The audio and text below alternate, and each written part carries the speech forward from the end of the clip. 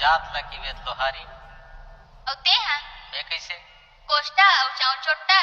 वाह एकर मतलब तोर कंडीशन खराब है त तोर कंडीशन बने है हम का जानबो भीतरी बात ला अरे टूरी सन कर हूँ मैं बिहार औ ये टूरा सने कर हूं मैं बिहार अरे टूरी सन कर हूँ मैं बिहार औ ये टूरा सने कर हूं मैं बिहार ये टूरा मोरे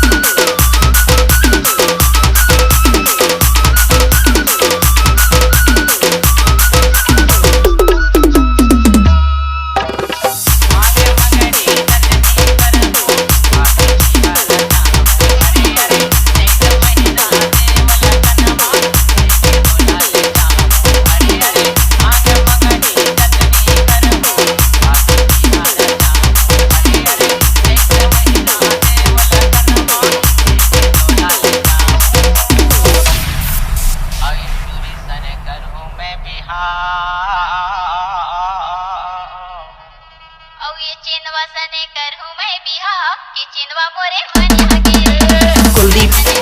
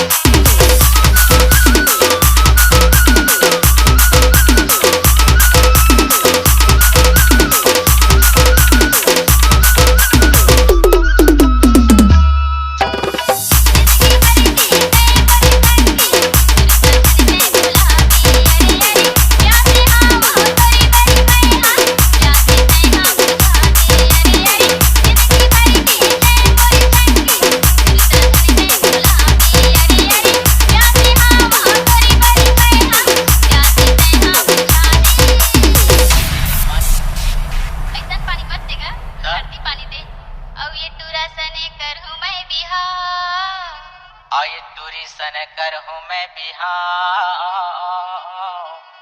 औ ये टूरा सने कर हूं मैं बिहार ये टूरा मोरे मनिया के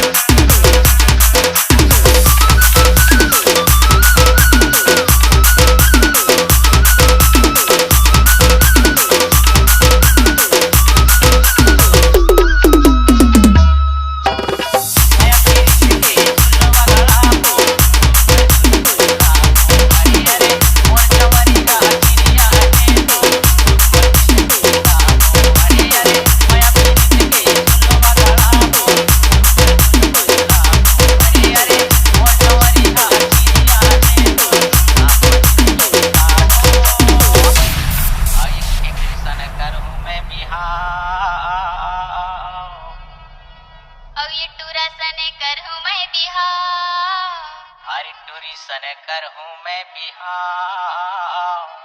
औ ये गेंडा सने कर हूं मैं बिहार ये गेंडा मोरे मनिया के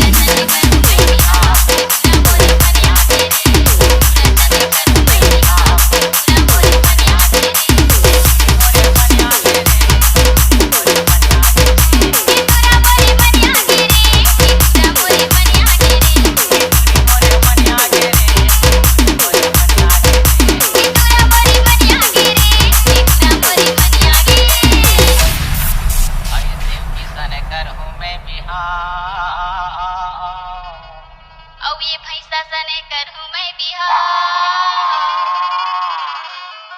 आए टूरी सने कर हूँ मैं बिहार अब ये टूरा सने करूं मैं बिहार ये टूरा मोरे मनिया